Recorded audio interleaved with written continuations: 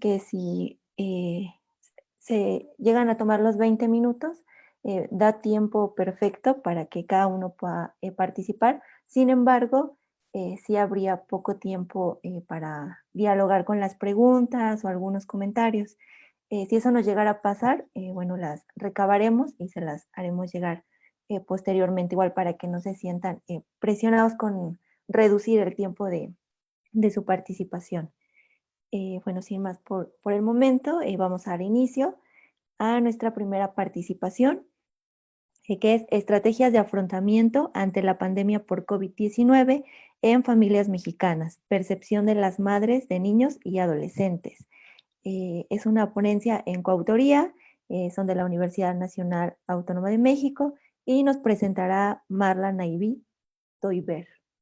Bienvenida, buenos días. Buenos días, gracias. Bueno, no puedo iniciar video, pero bueno, no sé si me escuchen bien. Sí, te escuchamos perfecto. Disculpa, quisiera también comentarles que cuando lleguen a faltar 3 minutos para que se venza el tiempo, les estaré avisando, bueno, para que puedan realizar el cierre o las conclusiones de su participación. Gracias, adelante. Gracias. Ok. Bueno, la siguiente, por favor. Para platicarles acerca de este trabajo, justamente tomamos como referentes teóricos la terapia familiar sistémica, ¿no? En cuanto a la definición de la familia, como este sistema abierto, complejo, con multiprocesos, que está constituido por diferentes unidades que están ligadas entre sí. Y, ok. Ya. Y bueno, que tiene relación o una función que está como en constante interacción, ¿no? Tanto al interior como al exterior. Y bueno, pues justo van transitando por diferentes procesos, ¿no? Tanto a nivel de lo individual, de lo interpersonal y de lo social. Aquí es importante nombrar que pues justo algo a lo que se están enfrentando las familias actuales es a la cuestión de la incertidumbre por la pandemia por COVID-19. Entonces, una de las herramientas que justo puede servir, ¿no? Para afrontarlo es lo que nos llamó la atención para hacer en este estudio, que forma parte de una pues es importante considerarlas como etapas que pueden ser una crisis normativa, es decir, algo que se espera que ocurra dentro de las familias. En este caso estamos hablando de familias nucleares, las que conformaron el estudio. Y bueno, que a partir de estas diferentes etapas por las que transita una familia, pues se van teniendo diferentes necesidades, ¿no? Por ejemplo, en la niñez podemos tener pues esta necesidad de, ok, veo que no se escucha bien. Ok, voy a ver, ya detener mi video.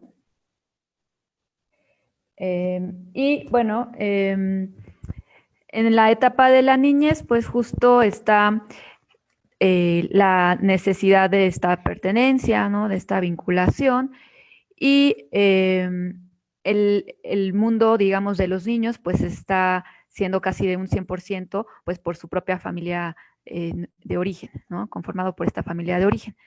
En cuanto a la adolescencia, pues son otras las necesidades, como puede ser de pues mayor independencia, de que se enfrentan a pues la autoridad tanto de los padres como también la autoridad a nivel de lo social. Y bueno, entonces justo a partir de tanto del modelo estructural, donde tenemos que la familia está conformada por estos diferentes subsistemas a nivel de lo individual, de lo parental, de lo conyugal, de lo fraterno, ¿no? También retomamos este modelo ABCX que propone Hill justo acerca del estrés familiar, ¿no? Donde podamos estar identificando que hay eventos normativos como los que comentaba acerca de estos etapas del ciclo vital y también la parte de alguna enfermedad, ¿no? Pero tenemos que, por ejemplo, la pandemia, no normativo, ¿no? Es algo que pues no estaríamos contemplando en los diferentes ciclos de la familia, ¿no? Entonces, el modelo ABCX considera pues la relación que puede haber entre A, que es el evento estresor, ¿no? En este caso la pandemia por COVID-19, la B, que se refiere a los recursos que tiene la familia, los recursos internos, ¿no? La parte de los recursos financieros, la parte de las redes de apoyo, ¿no? La C, que se refiere a la percepción, es decir, al significado que le está dando la familia a ese evento estresor, si consideran que lo pueden ver como una oportunidad o al contrario, como algo que resulta muy amenazador, ¿no? Y la X, que justo es digamos, como resultado final entre la relación entre estos diferentes elementos y que puede o no conducir a una crisis, ¿no? Aquí algo importante también es considerar que la pandemia, pero también las medidas sanitarias que fueron recomendadas, pues, por ejemplo, aquí en lo que se hizo de la Jornada Nacional de Sana Distancia, que fue el tiempo en el que realizamos este estudio, pues también forman parte de estos estresores no normativos, ¿no? Y bueno, a partir de ello, entonces hay diferentes estilos de afrontamiento que pueden ser tanto adaptativos como no adaptativos. La siguiente, por favor. Me falta una, que es el objetivo. Ok, gracias. Y bueno, entonces planteamos como objetivo caracterizar los estilos de afrontamiento que utilizan las familias mexicanas con hijos en etapa de niñez o adolescencia ante la pandemia por COVID-19. Como motivo secundario, deciden de COVID-19 y también las medidas sanitarias que están implementando. La siguiente, por favor.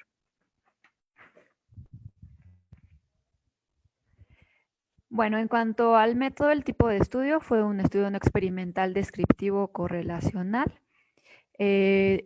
Tuvimos, en cuanto a las participantes, fueron 100 mujeres originarias de diversos estados de México y todas ellas mexicanas, mamás mayores de 18 años.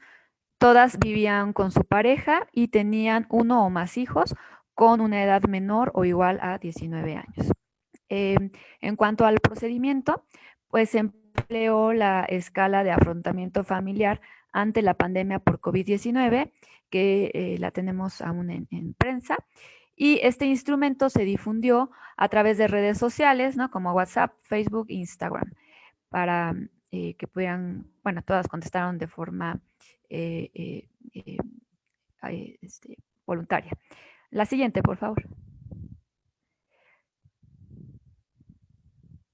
Los instrumentos, justo es este instrumento que les comentaba previamente, ¿no? El cual está conformado por 6 factores, que es la comunicación y apoyo del sistema familiar, entendiéndolo como este recurso que compete a todos los integrantes de la familia, la colaboración y apoyo conyugal, justo entendiéndolo como un recurso a nivel del subsistema conyugal, la violencia conyugal, que tiene que ver con este evento de violencia física, psicológica, que puede estar ocurriendo en el subsistema conyugal y que tiene un impacto en todo el sistema familiar.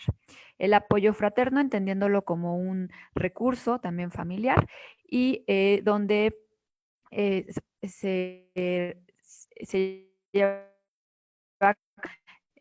fraterno, que es este subsistema donde pues los hijos tienen como este primer acercamiento a el hecho de compartir, discutir, negociar, etcétera.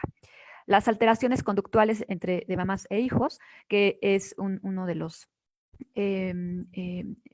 afrontamientos no adaptativos, que tiene que ver con estar más inquieto, con a lo mejor estar gritándole más a los hijos, estar más demandante, sí, percibir mayor demanda por parte de los hijos.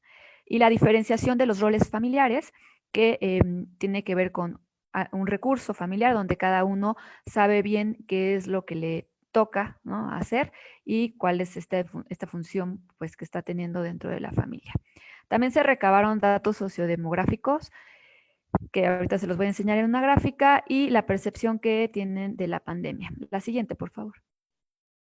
Entonces, bueno, en cuanto a los resultados, tenemos que todas son familias nucleares, ¿no? La edad de las participantes está entre 23 y 62 años, con una media de 37.8 años y una desviación estándar de 6 años. En cuanto a la escolaridad, tenemos que el mayor porcentaje tienen licenciatura con un 4%, seguido de la preparatoria de 32%, posgrado que estaba entre maestría y doctorado un 13% y secundaria 7%. Respecto a la ocupación, tenemos que el mayor porcentaje es de profesionistas, donde es un 36%, seguido de 33% de empleadas, posterior un 21% que se dedican al hogar y un 10% estudiantes. La siguiente, por favor. Y bueno, en cuanto a las creencias sobre el origen de COVID-19, tanto en el grupo de las familias que tienen hijos adolescentes como las familias que tienen hijos niños, coincidieron, el mayor porcentaje estaba en que el COVID surge, ¿no?, a partir de la zoonosis y del descuido por comercializar alimentos contaminados, ¿no? Y en cuanto a la siguiente, por favor. En cuanto a las medidas preventivas, tenemos que también los dos grupos, ¿no?, tienen mayor porcentaje, medida de innecesario, lavarse constantemente las manos, evitar tocarse los ojos, la nariz y la boca. La siguiente, por favor. Y bueno, en cuanto a los estilos de afrontamiento adaptativos, podemos ver que en general tuvieron un nivel bajo, ¿no?, en cuanto a esta comparación que hicimos en estas gráficas, ¿no? Podemos observar que las familias con adolescentes en cuanto a la comunicación y apoyo tienen un 34%, y las familias con niños o cónyuge están casi igual, ¿no?, con 40% en la familia de adolescentes y 42% de las familias con niños. Y es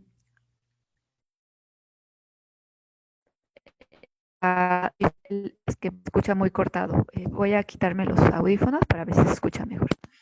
Sí, muchas gracias, Nora. Sí, porque La se diferencia. escucha entrecortado. Gracias.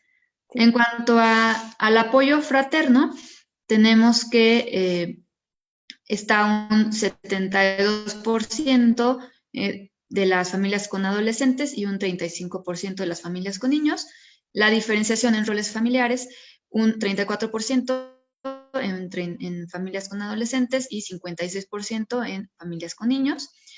Y en cuanto a los estilos de afrontamiento no adaptativos, que son la violencia conyugal y las alteraciones conductuales en madres e hijos, tenemos que en las familias con adolescentes, en cuanto a la violencia conyugal, hay un 24%, las familias con niños un 43%, y en cuanto a las alteraciones conductuales, está 30% en las familias con adolescentes y 32% en familias con niños.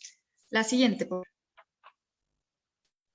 En esta tabla nada más marcar que, bueno, si al comparar estos estilos de afrontamiento, la diferenciación de los roles familiares y la comunicación y apoyo del sistema familiar tienen mayores medias, ¿no?, en las familias que tienen hijos adolescentes. En cuanto a la parte de familias con niños, estas dos factores, y también la colaboración y apoyo conyugal, como lo pueden ver aquí en la tabla con los números que están más en negritas. La siguiente, por favor. En cuanto a otros análisis que se hicieron, por cuestiones de tiempo los pusimos así, pero bueno, en cuanto a, se hizo una correlación para ver los estilos de afrontamiento con la edad y el número de hijos de las participantes. Entonces, tenemos que en las familias con hijos adolescentes hay una correlación positiva entre colaboración y apoyo conyugal, ¿no?, y apoyo fraterno con el número de hijos. En cuanto a las familias con niños, hay una correlación positiva de apoyo fraterno y violencia conyugal en cuanto a ver diferencias en cuanto al estilo de a partir de la edad de las participantes, dividieron adultez, que es 21 a 40,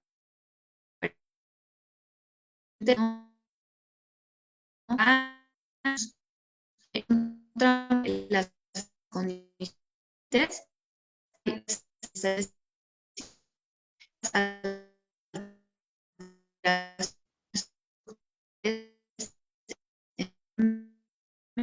Marla, disculpa, ya no te escuchamos con claridad.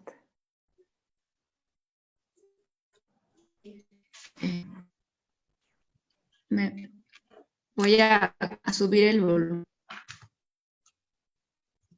Sí, es que se escucha cuanto, entrecortado. Creo. ¿Me escuchan mejor? Sí, a ver, creo que sí. En cuanto a las familias con hijos niños, se encontraron también diferencias significativas y alteraciones, donde hay una mayor que en el grupo de adultez temprana en ambos casos. Siguiente.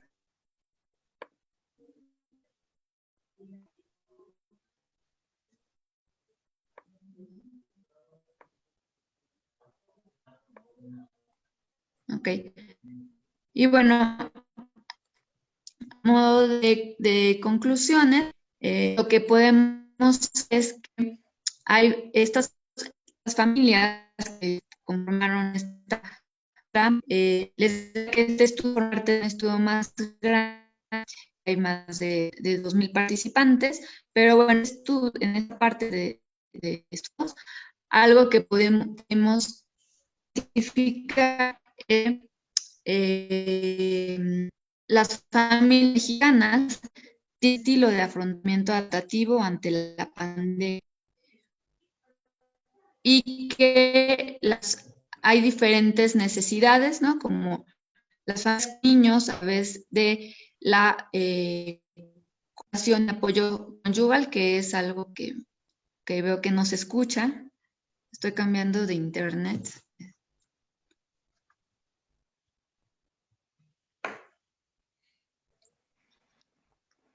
No sé si ahí se escuche mejor. Un poquito, es que de repente la señal se pierde y se escucha entrecortado y no con mucha claridad. Pero a ver si quieres, si cambiaste de red, si quieres retomar.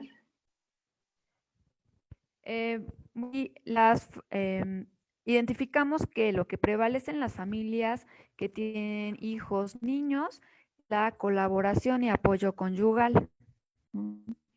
Justo considerando que en esa etapa los papá y mamá pueden estar trabajando, digamos, como mayor en equipo, ¿no?, para atender las necesidades de sus hijos.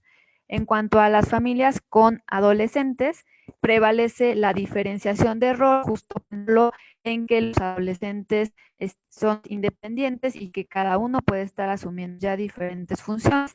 Y también el recurso de la comunicación y apoyo del sistema familiar. En cuanto a las limitaciones, tenemos que, pues,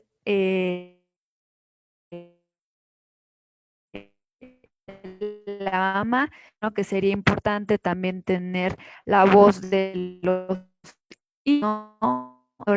La, eh,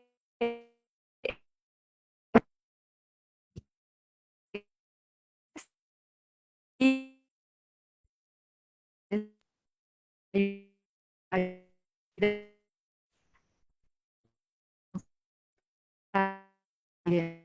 pues, psicológica se van un afrontamiento adaptativo de acuerdo a la global que esté pasando familia.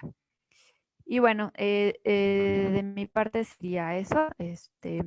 Disculpen como las cuestiones de la mala conexión al internet. Gracias. Muchas gracias, Marla. No, no te preocupes, nada que disculpar. A veces estas cuestiones y en esta nueva realidad, pues hay cuestiones que escapan, ¿no? de nuestras manos. Muchísimas gracias por tu presentación. Vamos a dar paso a la siguiente. Se titula Ser hombre en tiempos de COVID-19, reflexión acerca de la vulnerabilidad y el cuidado. Es una presentación en coautoría y presentará Montserrat Soriano Chavero, son de la Universidad Nacional Autónoma de México. Bienvenida. Muchas gracias. Primero que nada, pido una disculpa.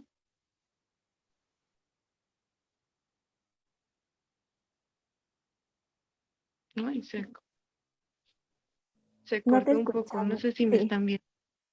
sí te vemos, pero ¿Sí? se cortó igual un poco el audio. Si no, lo que voy a hacer es detener mi video para que no haya problemas. ¿Está bien? Claro. Sí, claro, sin problema. ¿Sí? Bueno, antes que nada, una disculpa por el acompañamiento musical, pero vivo en una colonia muy ruidosa, entonces no está en mi injerencia. Dicho lo siguiente, me presento, mi nombre es Montserrat Soriano, yo vengo en representación de mis compañeros, la doctora Alejandra Salguero, el doctor Juan José Josep y el maestro Bernardo de Labra, y voy a presentarles un trabajo titulado Ser hombre en tiempos de COVID-19, reflexión acerca de la vulnerabilidad y el cuidado. La siguiente, por favor.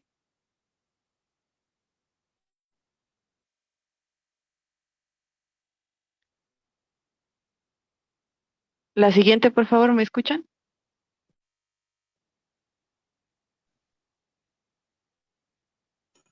Gracias. Estoy cambiando, no se cambia. Ah, ok, gracias. Sí, listo, ya. Bueno, el primer eje es una reflexión sobre los aprendizajes de género masculino.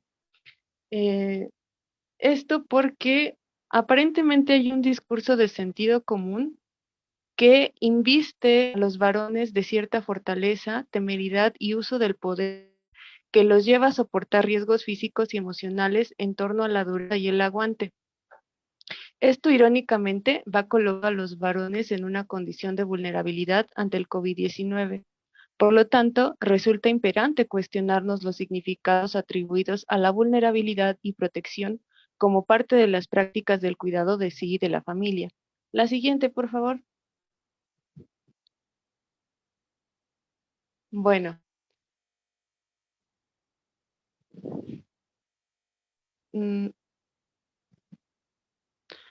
Enfermar no entra en la categoría de ser hombre. ¿Cuántas veces hemos escuchado que si los hombres que los hombres no se enferman y si se enferman pues ya sanarán por sí solos? Basta con que voltemos a mirar a nuestros varones más cercanos, nuestros padres, nuestros hermanos, nuestros tíos o nuestras parejas y nos preguntemos cuántas veces acuden al médico cuando se sienten mal. Raramente son pocas y lo hacen ya que la enfermedad resulta incapacitante o está en un proceso muy avanzado. Con esto nos preguntamos si tendrá que ver los aprendizajes de género en los varones con el hecho de descuidar su salud física y ya ni hablemos de la emocional. Y si esto no es también una forma de violencia hacia sí mismos y hacia los demás. La que sigue, por favor. Bueno, desde la llegada del SARS-CoV-2 a México en los meses de marzo y abril del 2020, más del 50% de la población que ha fallecido son varones mayores de 65 años con alguna comorbilidad asociada a la obesidad, la hipertensión, la diabetes y el tabaquismo. Y esto tiene que ver con todo un proceso de descuido a lo largo de la trayectoria de vida y conductas de riesgo que convierten al SARS-CoV-2 en un estresor que multiplica la probabilidad de morir para los varones. Esto anudado a cuestiones biológicas, culturales y sociales. De manera biológica, estudios recientes en China e Inglaterra señalan que los varones tienen una respuesta inmunológica deficiente ante el virus porque contiene mayores concentraciones de la enzima AC2 en sangre. La enzima AC2 en sangre funciona como una cerradura que permite la entrada del virus a la célula. Entonces, a mayor número de concentraciones de cerraduras, mayores probabilidades hay de que la enfermedad se agrave y la persona muera. Si a esto le sumamos factores culturales que tienen que ver con los aprendizajes de género de ser hombre en torno al riesgo y al descuido, más factores sociales que tienen que ver más con cuestiones culturales de desprotección social, de desigualdad social, de vulnerabilidad económica, pues se vuelve un perfecto caldo de cultivo para que el SARS-CoV-2 dañe con mayor probabilidad a los varones. La que sigue, por favor.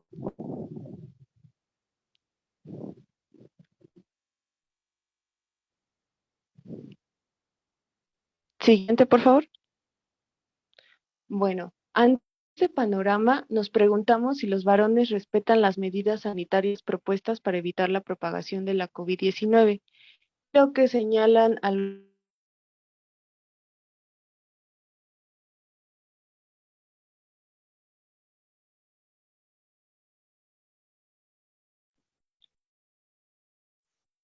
Montserrat, ya no te escuchamos. ¿Me escuchan ahí? Sí, creo que ya. ¿Ya? Sí, listo. Bueno, estaba en la anterior.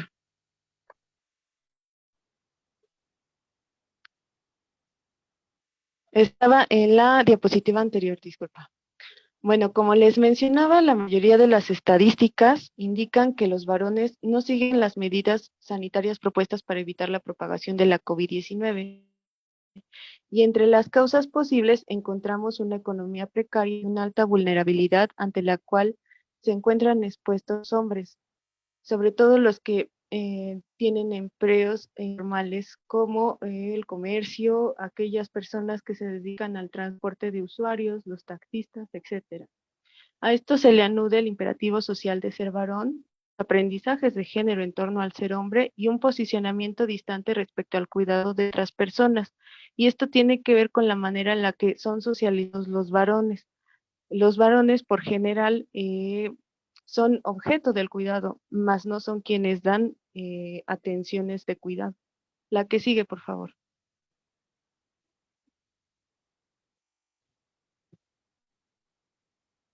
En una entrevista realizada al doctor Juan Figueroa en el 2019 respecto a la salud y el cuidado de los varones, él menciona que los hombres se mueren más por machismo que por la enfermedad en sí misma, y esto tiene que ver con todo un proceso de descuido y actitudes de riesgo, porque entre más me exponga al riesgo, más hombre soy. Esto mismo va atravesando pues las medidas sanitarias propuestas como son el uso de cubrebocas, el tan sonado quédate en casa y el lavado de manos. En cuanto al uso de cubrebocas, los varones piensan que la enfermedad no les afectará. Hay un exceso de confianza ante la probabilidad de contraer la enfermedad y una desestimación del riesgo al que se expondrán de padecer la misma. Ven el acto de colocarse el cubrebocas como una muestra de pérdida de masculinidad y virilidad, porque cubrirse la cara está asociada con un acto vergonzoso o es un signo de debilidad. De hecho, a muchos varones les conflictúa tener ahora que rasurarse la barba y el bigote o dejar de usar corbata, porque en cierta parte de Oriente y en Occidente la barba es un signo de virilidad para los varones. La que sigue, por favor.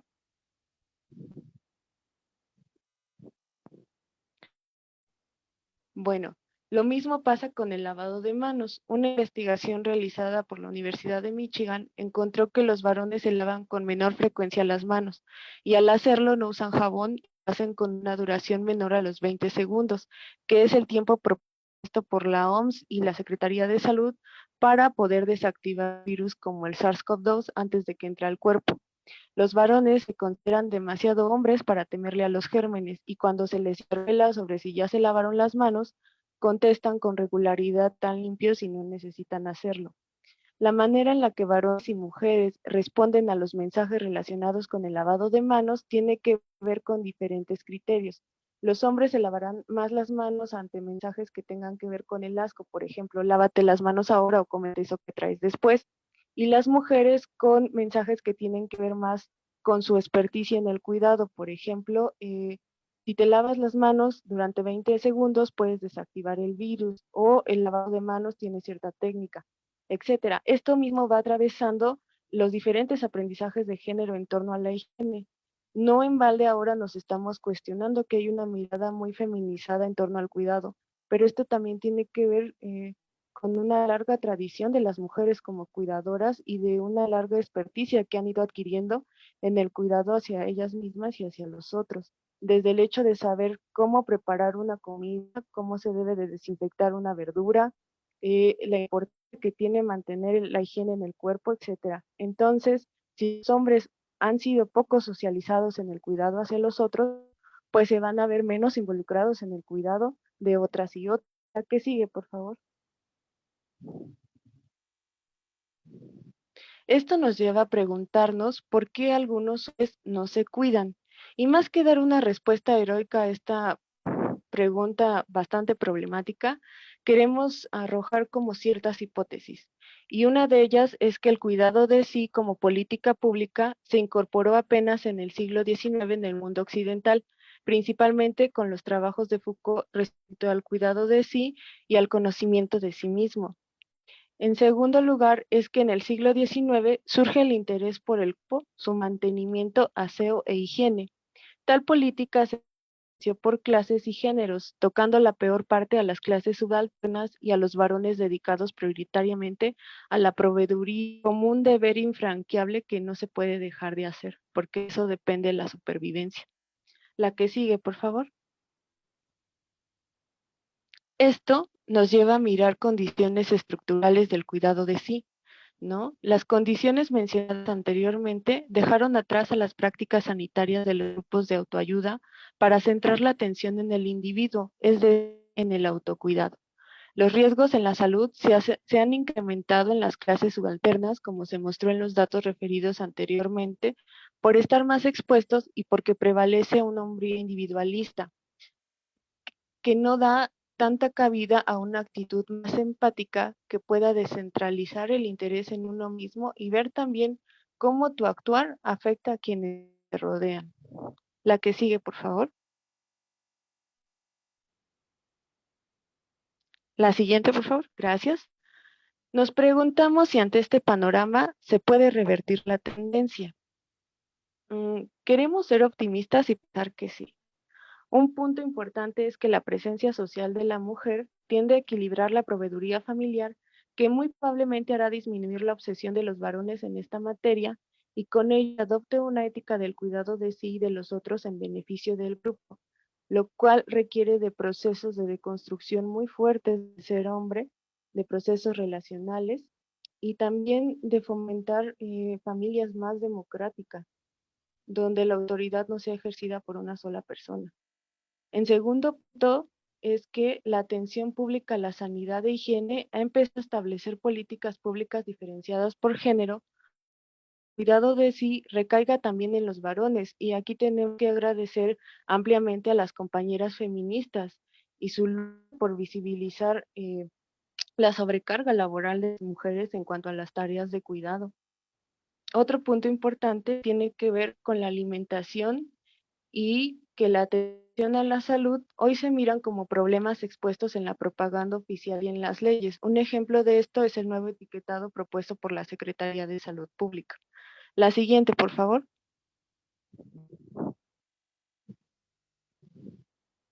Siguiente, por favor. ¿Cómo construir una nueva normalidad en un entorno que, como bien decía mi compañera que me precedió, está lleno de incertidumbre? Una apuesta sería apostarle a la imaginación, que juega un papel fundamental para la constitución de nuevas condiciones de existencia. De Alba propone que la imaginación nos serviría para pensar en una pequeña fracción de esta posible nueva normalidad, sobre todo aquella referida a la familia y particularmente al papel de los hombres en esta.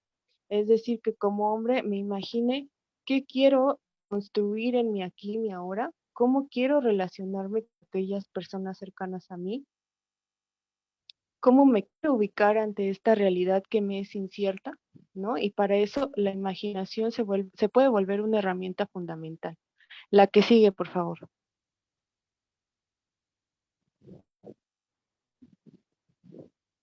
La siguiente, por favor.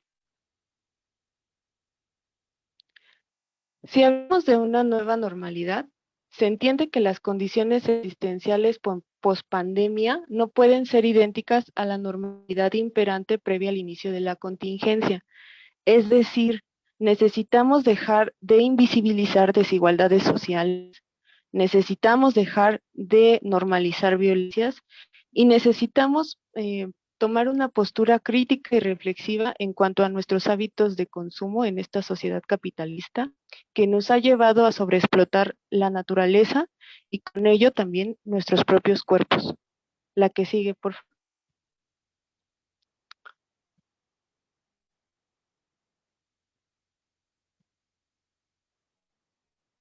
La que sigue, por favor.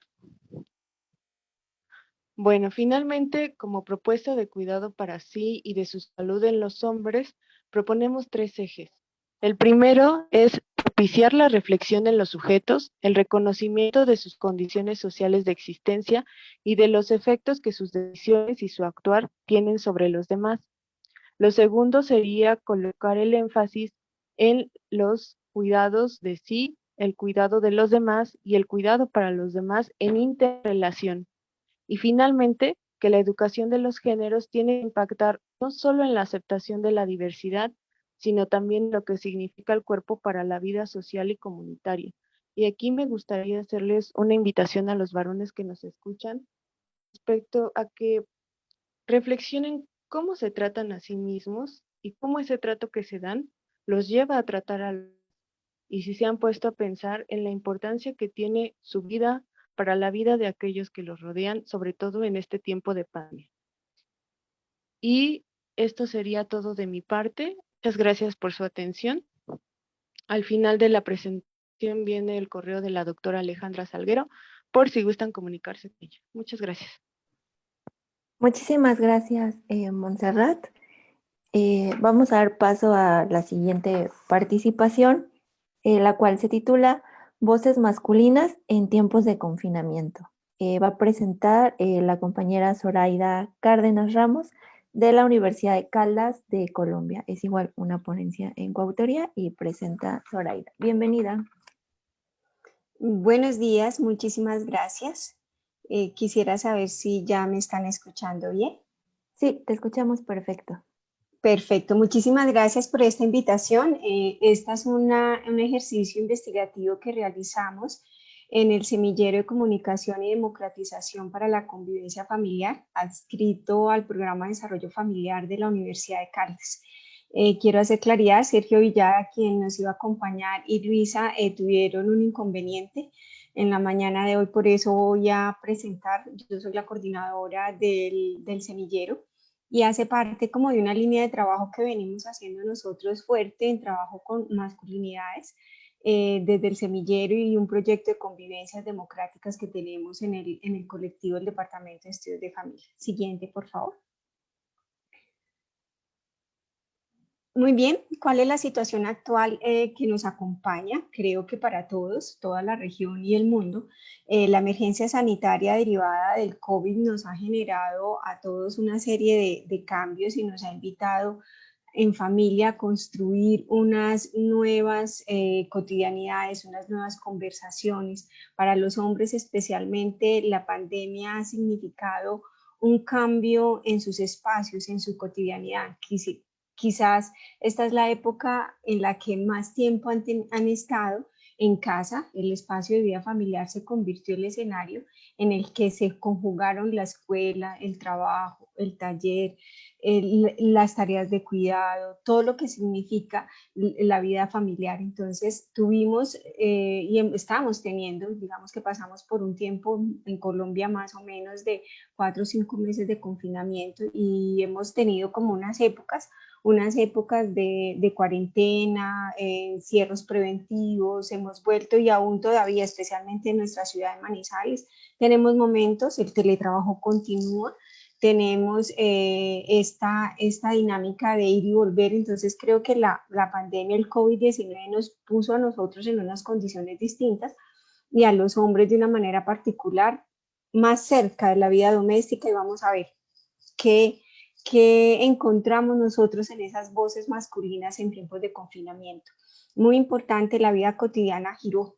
La casa se convirtió, el comedor se convirtió en la oficina, la sala se convirtió en el salón, todas las habitaciones se convirtieron en el aula de clase. Todos tuvimos, nosotros en la universidad tenemos estudiantes que usan hasta el patio de sus casas para hacer todo el trabajo educativo. Entonces nuestros espacios familiares cambiaron, tenemos otros escenarios, y es allí donde esta investigación se centró en qué estamos nosotros con los hombres específicamente, cómo se vivió, cómo se sintió y qué se pensó frente a esta experiencia de pandemia y confinamiento preventivo en Colombia a partir del COVID. Siguiente, por favor.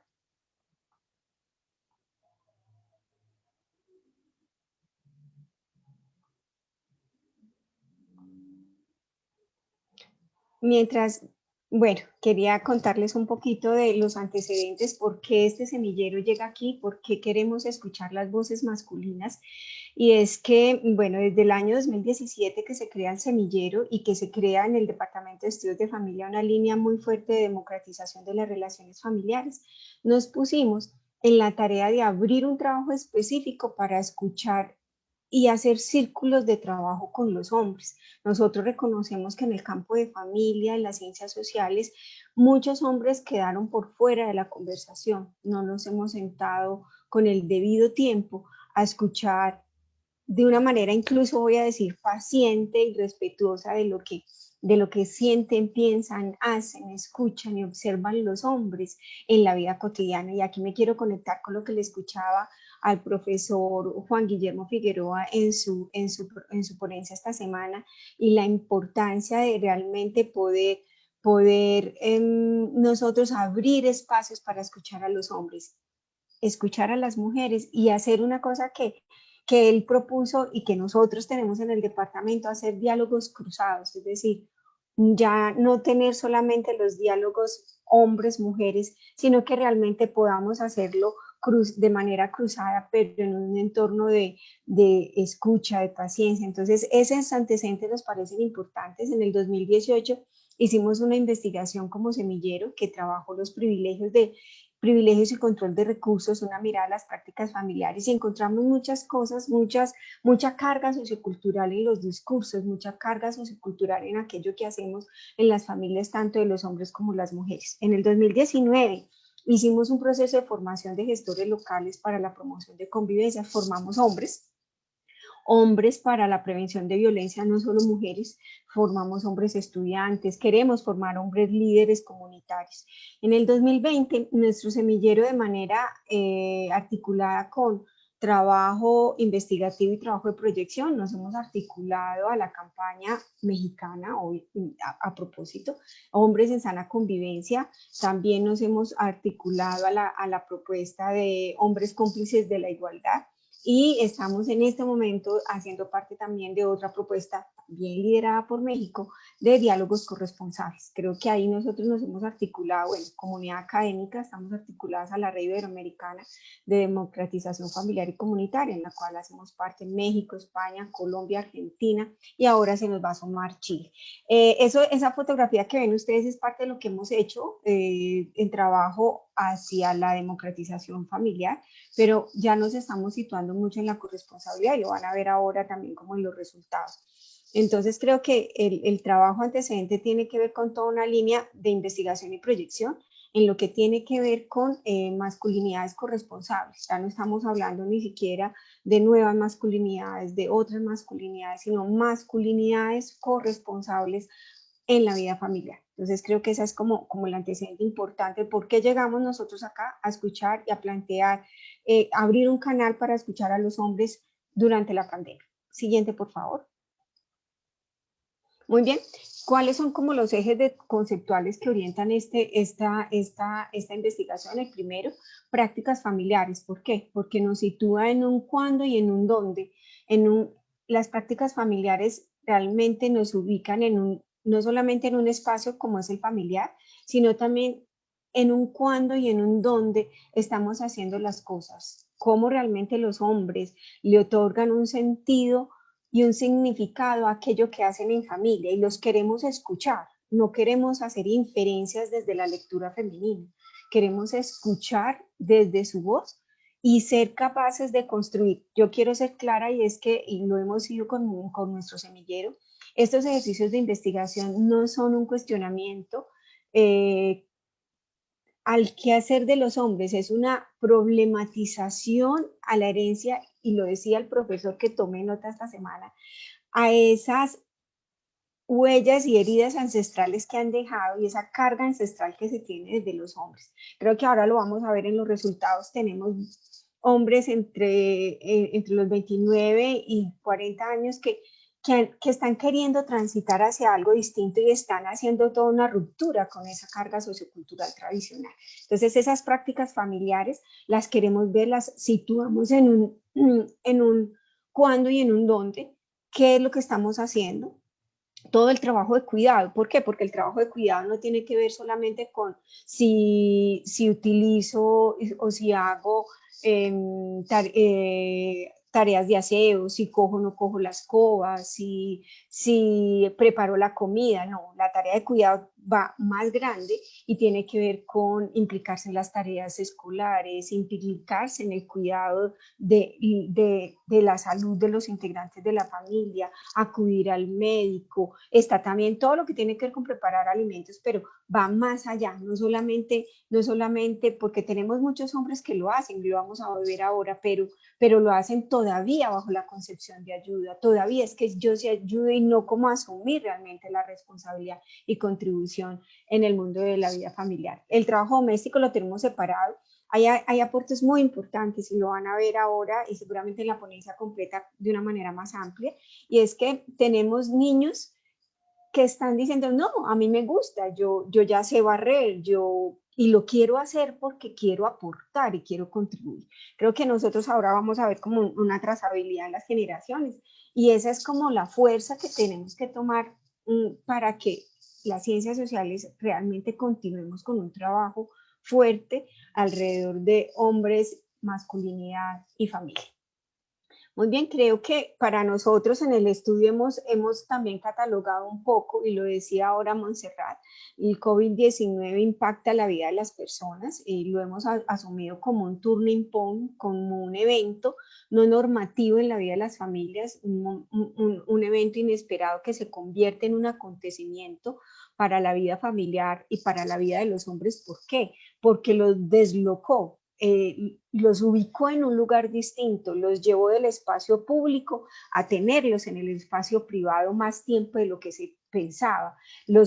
¿Y eso qué hizo? Que se escucharan otras acústicas, que se escucharan otras voces y se tuvieran las posibilidades para aquellos que también lo han querido hacer, dar la oportunidad para hacer otras construcciones y otros pensamientos y otras acciones, es decir, construir otras prácticas familiares. Otro planteamiento muy importante para nosotros, y bueno, y aquí le tenemos que agradecer al equipo de trabajo de la Universidad Autónoma de Querétaro en México. Hemos trabajado con Hernando Hernández, quien nos arroja también como toda una propuesta, y ahí vamos nosotros como muy pegaditos a unos semilleros de paternidades responsables que ellos tienen, igual con el doctor Beno de la Universidad Veracruzana. Somos aliados en deconstruir la masculinidad arquetípica para que realmente transitemos a la corresponsabilidad familiar. Esa masculinidad arquetípica, seguramente ahora también se lo he escuchado un poco a Montserrat, transita por el arquetipo del rey, el guerrero, el mago y el amante. Seguramente ustedes en México lo han trabajado más que nosotros. Nosotros en Colombia hemos trabajado y queremos trabajar más porque siento que tenemos una deuda con los hombres, una deuda con acompañarlos en ese tránsito hacia el cambio. Tenemos niños y jóvenes, y lo van a ver ahora en los resultados de nuestra investigación, que quieren hacerlo, que se encuentran en una contradicción con sus padres y con sus adultos, porque ellos dicen, vea, yo veo y escucho en la realidad social que hay una importancia de cambio, pero en mi casa no lo veo. Entonces creo que hasta ahí vamos a ver un poquito algunas cosas si el tiempo que alcanza. La corresponsabilidad familiar, concebida en este momento, si puedes pasarlo, por favor, gracias, concebida en este momento como una alternativa para hacer prevención de violencia de género y generación, no solo al interior de las familias, sino también en contextos comunitarios, pero al interior de las familias se ha convertido en una estrategia, lo van a poder ver de una manera más amplia en la ponencia. La pregunta de investigación entonces es, ¿cuáles son las percepciones, vivencias y prácticas familiares de los hombres durante el tiempo de pandemia? Con un objetivo, reconocer las actuaciones y reflexiones que realizan algunos hijos, padres, hermanos y amigos, como insumo para precisar el sentido de las mismas desde y en la praxis cotidiana. Siguiente, por favor. La metodología que utilizamos es una metodología cualitativa, una entrevista estructurada y dinamizada con una herramienta construida desde el mapa de empatía. Es que me impactó realmente estar conectados con el profesor Juan Guillermo esta semana porque él planteaba esa necesidad que tenemos de abrir un canal tranquilo para escuchar a los hombres. Si bien se hace bajo una estructura de entrevista, lo trabajamos desde el qué piensa ese hombre. Si ustedes ven en el centro de nuestro mapa de empatía está qué significa ser hombre en familia en tiempos de confinamiento, qué piensa y siente, qué ve, qué dice, qué hace, que escucha, cuáles son esas frustraciones, es decir, como obstáculos que siente en este momento y cuáles son esas motivaciones.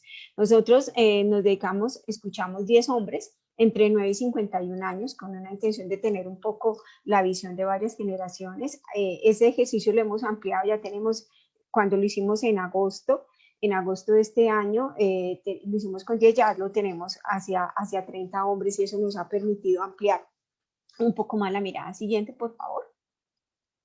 Muy importante el mapa de empatía. El mapa de empatía metodológicamente nos entrega una herramienta importante. ¿Por qué? Porque a todos en las ciencias sociales nos han pedido y lo tenemos como una meta de trabajar la empatía, de ser empáticos, pero realmente ¿cómo la hacemos? ¿Cómo llegamos a ella y cómo logramos construir una posibilidad de escucha activa? Y esta herramienta la hemos visto en el programa de desarrollo familiar con mucha fuerza para abrir esos canales de comunicación que nos permitan realmente ponernos en ese lugar. Bueno, esta diapositiva trae y reúne varias cosas en términos de resultados. Nosotros, producto de este acercamiento, vimos algunas permanencias y unos cambios. ¿Qué permanece? Permanece un poco el arquetipo del guerrero y el arquetipo del rey. Voy a explicar. Entre los hombres aún permanece ese deseo, esa necesidad y ese mandato sociocultural de ser el cuidador de la familia, de ser el protector, de crear todas las condiciones para que las familias se sientan seguras, para que los integrantes se sientan seguros. Uno de los hombres, padre de 45 años, nos decía, miren, ser padre en tiempos de confinamiento es muy difícil porque nos toca asumir ese papel para que todos se sientan cuidados, para que todos se sientan seguros, para sentirse protegidos. Y realmente he tenido sentimientos de miedo, de no poder cumplir con ese mandato. Ese mapa de empatía también nos ayudó a explorar en los hombres en qué se materializan las frustraciones. Encontramos hombres frustrados porque sienten esa carga cultural. Son el único hombre en casa, está la mamá, las hermanas y él es el único hijo, un hombre de 29 años. El único varón en la casa. Es una carga muy pesada ser el único hombre, porque es que se asume que lo tenemos que hacer todo y tenemos que dar el parte de tranquilidad cuando realmente nosotros también estamos asustados y tenemos miedo. Creo que ahí tenemos una posibilidad de abrir esas esos canales para que los hombres también se expresen y hagamos, bueno, en grupos feministas hacemos soliloquios y hacemos sororidad. Qué rico también que pudiéramos hacer esos mismos mecanismos porque ya hay hombres dispuestos a ser parte de estos grupos. Algo más que permanece es esa concepción del lugar de vida familiar como el lugar del descanso, el lugar del ocio, el confort del hogar, el confort que es proporcionado por otros, que es construido por otros. Para algunos hombres de este proceso de escucha, siguen pensando, siguen sintiendo que en este tiempo de confinamiento la casa se volvió el refugio y el escenario de confort para trabajar y conectarse con las redes sociales, continuar con sus amistades en la tranquilidad y el confort del hogar. No se preguntan y no hay ese nivel de involucramiento en lo que significa tener ese hogar como el entorno del confort. Sí, ya voy a acabar, gracias. Esta escalera que ven ustedes acá me toca cortar un poquito porque quiero que la veamos. Esta escalera que hicimos mostrar con el semillero por dónde vamos. Nosotros vemos unos niños que nos están diciendo, me gusta hacer las tareas, no solo las tareas escolares, sino las tareas domésticas en compañía.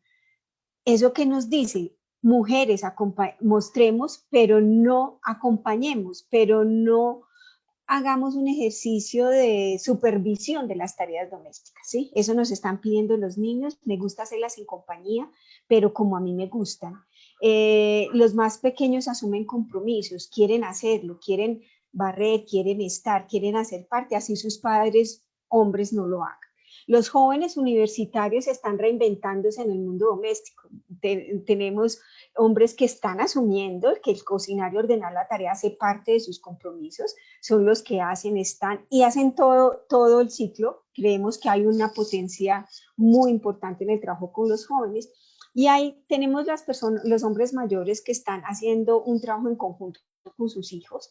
Especialmente yo cuido a mi mamá y lo disfruto, cuida a una persona mayor de 80 años y en este tiempo de pandemia pierde su trabajo y decide como hombre estar cuidando a su mamá y asume todas estas tareas con una responsabilidad y un disfrute que también me parece importante.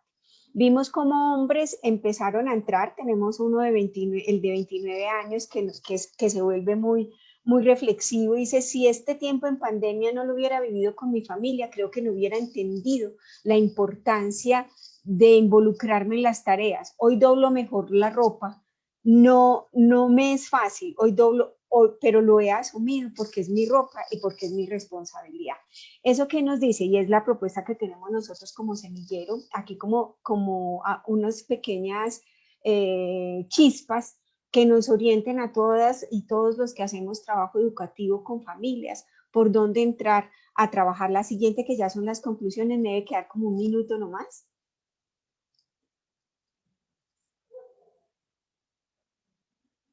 Bueno, conclusiones, las voy a leer muy rápido.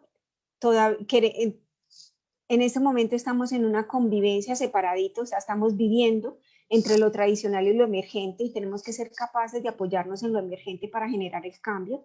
Nuestros aliados, los niños y los jóvenes, creemos que tenemos una fuerza importante. La corresponsabilidad familiar supera la lectura binaria de hombre-mujer y lo que están diciendo los niños, hagámoslo entre todos, hagámoslo en compañía, pero no bajo la supervisión. La desterritorialización de las tareas domésticas, es decir, podemos desterritorializar la cocina, podemos desterritorializar los escenarios que tradicionalmente se han asumido para hombres y para mujeres al interior de la familia y cómo lo volvemos un trabajo entre todos y un trabajo en común.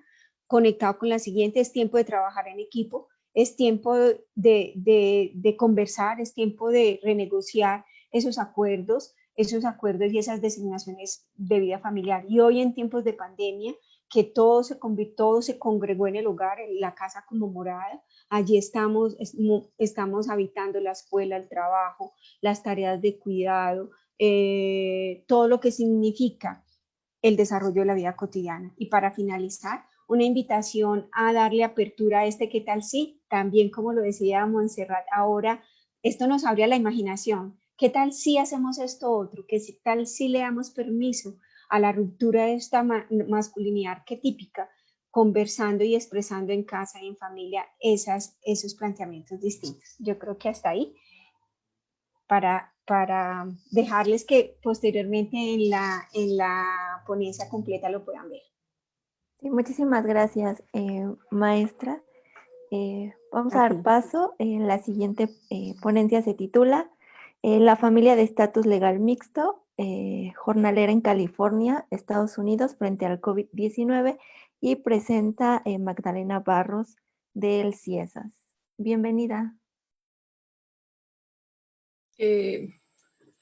Hola, ¿ustedes me abren o ya? Ok. Sí, listo. Bienvenida, doctora.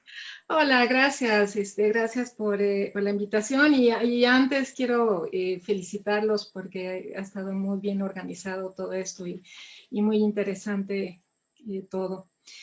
Bueno, pues yo los llevo a California, a Estados Unidos, y les voy a hablar sobre las familias migrantes allá en California y en Estados Unidos en general y cómo han estado viviendo esta pandemia.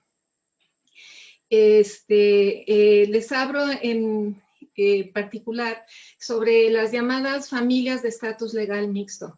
¿Qué significa esto? Estas son las familias donde dentro de una misma familia tenemos personas que pueden tener la ciudadanía, hijos que nacieron en Estados Unidos y tienen la ciudadanía.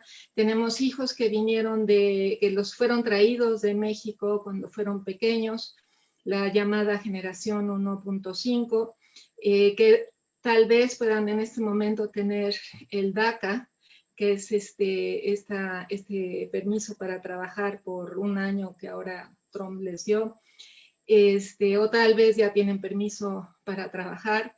Tal vez los papás son indocumentados, tal vez tienen también permiso para trabajar o incluso la ciudadanía. Entonces, tienen esta variedad de estatus legales dentro de la familia. ¿Qué pasa con ellos? Yo quiero hablarles en general. Hay alrededor de 9 millones de indocumentados en Estados Unidos que pertenecen a estas familias. Se cree que las familias, que estos indocumentados son hombres solos, y eso es lo que ha estado queriendo Obama y Trump hacernos creer, pero en realidad son hombres y mujeres que viven en estas familias y que conviven con gente con diferentes estatus, que tienen diferentes estatus. Y sin embargo, ha crecido toda una propaganda y todo un sentimiento racista y discriminatorio hacia estas familias. Y bueno, creo que todos sabemos que Trump, y esperemos que pronto eso termine, ha incrementado las políticas migratorias en contra de las familias para hacer su vida cada vez más precaria y más difícil. Y ahora, con el COVID, esto incluso ha empeorado. Es increíble cómo ha utilizado la pandemia para hacer sus vidas aún más difíciles. Entonces yo les voy a hablar rápidamente en el tiempo que me queda sobre diferentes aspectos de su vida. El trabajo, la salud, la vivienda, cómo están viviendo la escuela en casa, cómo están viviendo la separación de sus seres queridos, cómo están viviendo los centros estos centros donde ponen a los migrantes de detención, que ponen a los migrantes, y también algunos ejemplos de apoyo que tienen, porque no están solos tampoco. También ha habido una reacción de la sociedad, de parte de la sociedad, para apoyar a estas familias. Bueno, antes de empezar quisiera hablarles de la metodología. Yo estaba haciendo mi sabático en California cuando empezó la pandemia y me tuve que regresar porque pues, se cerró la universidad, y entonces el resto de la información, o la gran cantidad de la información que tengo, la obtuve a través de periódicos y revistas digitales. Aquí por aquí vi una revista sobre una pregunta sobre la metodología, y ahorita la contesto rápido porque estas revistas digitales, aunque sean de periódicos, hay que checarlas, hay que checar toda la información que estamos leyendo diario en las redes sociales, en las revistas, en los periódicos, porque muchas veces estas personas con toda la buena intención tal vez toman la información de ese día, pero en realidad tampoco ellos la checan. Y después estamos publicando cosas falsas, que tal vez no era la intención, pero sí son. Nada más esta es una recomendación a todos los investigadores, estudiantes, que ahorita tenemos que fiarnos en toda esta información, checar toda la información que estamos oyendo en Internet 2, 3 veces. La información viene de los webinars, todas estas discusiones virtuales, y he podido también hacer algunas entrevistas por teléfono con informantes que ya conocía yo en California. Políticas migratorias. Yo quisiera comentar cómo se ha atacado a la familia de estatus legal mixto ahora en la pandemia. Trump sacó el Congreso, aprobó el CARES Act, que era darle sus $1,200 a todas las familias que pagaban impuestos, y después $600. Y Trump decidió que todo ciudadano que estuviera casado o tuviera un familiar indocumentado no iba a recibir ese apoyo. Y no lo recibieron. A mí se me hizo algo tan cruel de parte de Trump. Alrededor de 15 millones de individuos no recibieron este apoyo porque Trump decidió que si estabas relacionado con algún indocumentado, no lo recibías. Algunos estados han tratado de, por ejemplo, California, de darle $500 a familias migrantes, pero esto todavía no se lleva a cabo para todas las familias migrantes también. Nueva York estuvo hablando de eso, pero no se lleva a cabo. Pero Trump decidió que las familias de estatus legal mixto, aunque fueran ciudadanos, no iban a recibir ningún apoyo durante la pandemia. Eso significó no nada más este cheque, que debo decir, pareció también, le sirvió para su campaña, sino también cualquier otra cosa. Recibieron apoyo para que no los corrieran de sus casas durante la pandemia, pero no podían hacer eso los indocumentados, no podían hacer eso las familias de estatus legal mixto, y iremos viendo otras cosas, ¿no? Por ejemplo, en la salud, sabemos que los indocumentados no tienen acceso a servicios de salud médica,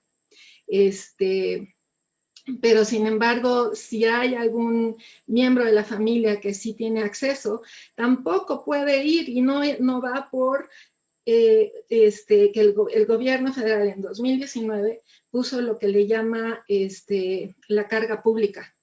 Si tú usas algún tipo de apoyo estatal, ICE, el gobierno federal va a utilizarlo en tu contra para no darte la ciudadanía, para no darte tus papeles. Incluso si cree que lo vas a utilizar después, no te da tus papeles. Entonces las familias, por miedo a que eso suceda, no utilizaban, no usaban ningún tipo de ayuda.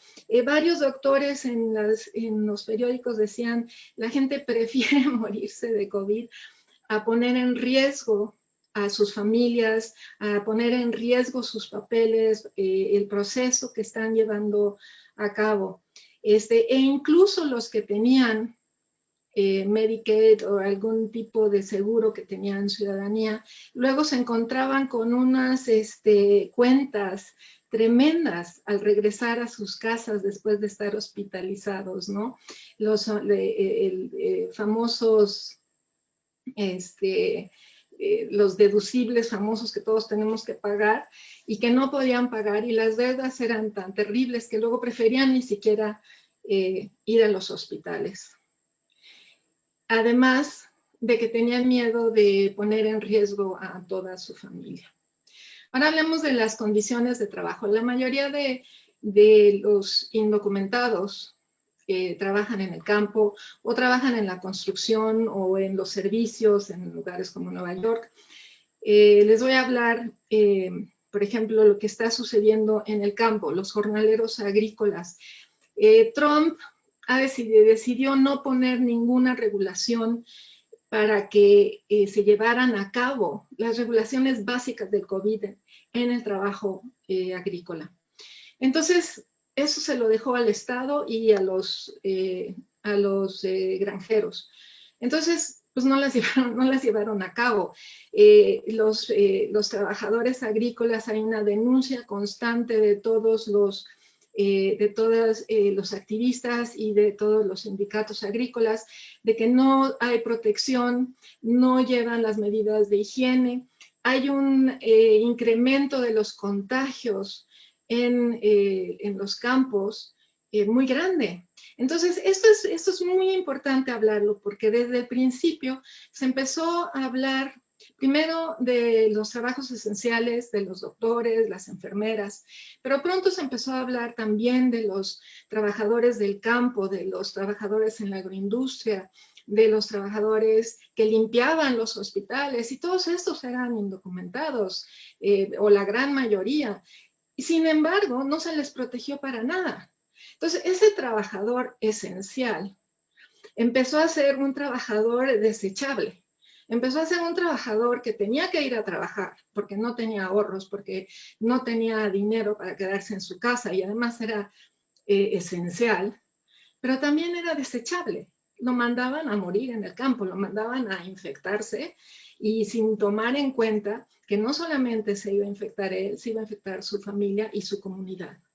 Entonces, esto es una de las contradicciones y una de las cosas realmente de las que hay que hablar, de esos famosos trabajos esenciales, ¿no? Los trabajadores agrícolas van siguiendo las cosechas. El trabajo en el campo nunca paró, nunca se disminuyó, pero sí intentaban constantemente bajarles los salarios, bajarles las horas, ganar de esta pandemia. Y lo que sucedía es que el trabajador agrícola va siguiendo las cosechas, y esto, si no tienen las medidas adecuadas, también es llevar el virus alrededor con ellos, ¿no? Alrededor del 70% de la fuerza de trabajo agrícola en Estados Unidos está compuesta por trabajadores indocumentados, que pertenecen a estas familias de estatus legal mixto, o sea, pertenecen a comunidades, pertenecen a familias. Y Trump se ha negado a apoyarlos, se ha negado completamente a ayudarlos, a darles las condiciones de trabajo necesarias para protegerlos. Vivienda. Todos sabemos que la vivienda, o bueno, es conocido que la familia migrante vive en lugares hacinados, vive en familias, muchas familias en una casa o en un departamento, viven familias en un cuarto. Esto pues no son como han dicho las ponentes anteriores, no son las condiciones adecuadas para poder mantener las mejores condiciones para detener esta pandemia.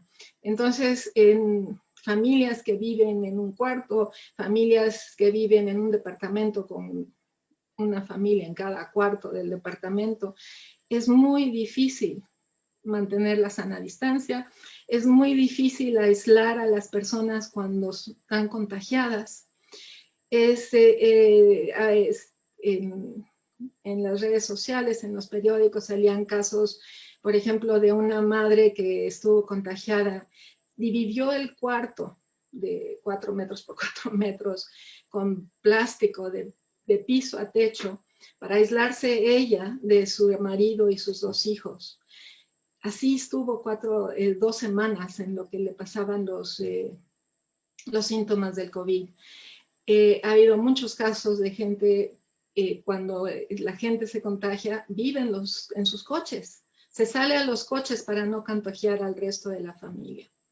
Y bueno, además de esta situación de sanidad, de vivir en esta situación, han sufrido mucho que los han estado corriendo de los departamentos donde viven y no han tenido la posibilidad de usar las herramientas que dio el gobierno, de que no los podían correr en 4 meses, porque no los dejaron utilizarlas. Entonces, las familias en situación de calle aumentó durante estos meses, porque no pudieron pagar las rentas y los corrieron, les cambiaban las llaves, les quitaban la luz, etcétera, hasta que les quitaban las llaves y los corrían, y no tenían una manera legal de defenderse, y además tienen más miedo de que ICE los vaya a encontrar y los vaya a deportar, y muchas veces lo aceptan porque pues, los amenazan de que les van a mandar a ICE, ¿no?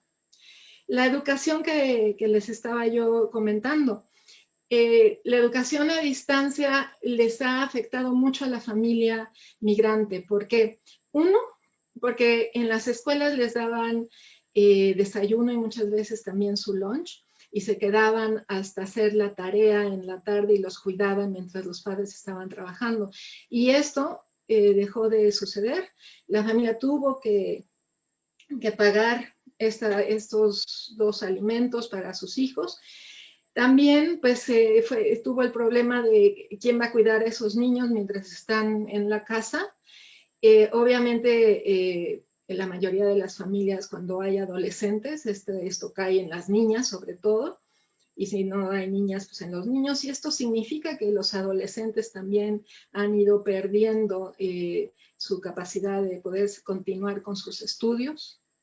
Tercero, no tienen la tecnología adecuada. Las familias jornaleras, las familias que viven en esta precariedad tienen celulares, pero no tienen iPads, no tienen computadoras.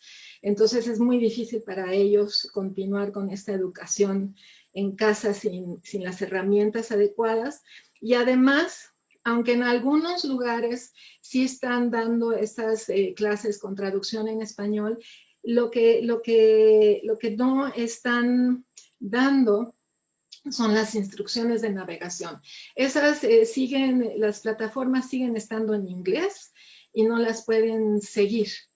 Entonces ha sido muy difícil para los niños y los adolescentes y la familia en general de poder seguir esta educación en casa sin poder tener la ayuda de los maestros. Y obviamente para los maestros también ha sido pues, muy difícil poder ayudar a todas estas familias desde su casa también.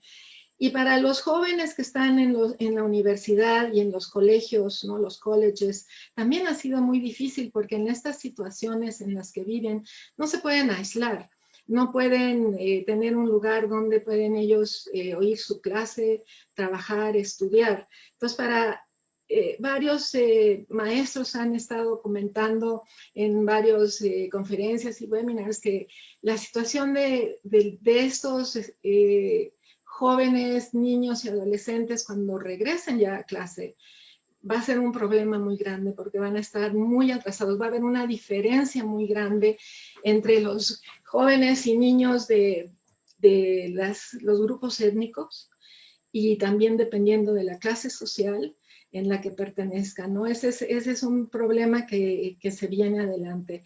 Y quisiera hablar aquí también de los jóvenes DACA, de cómo la Suprema Corte de Justicia los apoyó y dijo que deberían de estar como Obama los dejó para que pudieran ingresar nuevos jóvenes DACA. Hay alrededor de 2 millones de jóvenes que podrían entrar a este programa, obtener su seguro, obtener un permiso de trabajo, y Trump no le hizo el menor caso a la Suprema Corte, decidió que solamente podían continuar los que ya estaban y tenían que renovar cada año. Y este es un costo muy grande para los jóvenes. Es un costo no solamente monetario, sino también emocional, de tener que renovar cada día, esperar a que te acepten. Esperemos también que esto pueda tener otra solución pronto. Hay alrededor de 35,000 DACAs que son doctores, que son enfermeros, que son gente de la salud, y ni eso lo hizo ver la necesidad y la importancia de estos jóvenes.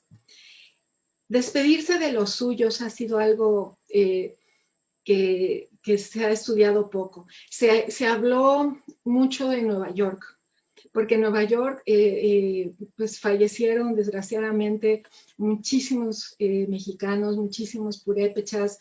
El consulado se habló de cómo ayudó a que 250, los restos de 250 familiares se pudieran llevar a México, pero hay muchísimos más.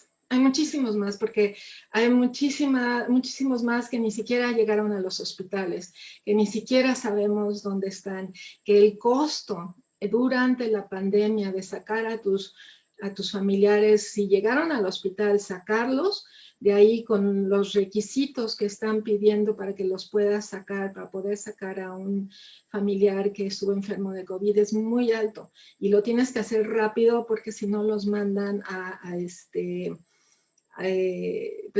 los mandan a lugares comunes, a fosas comunes.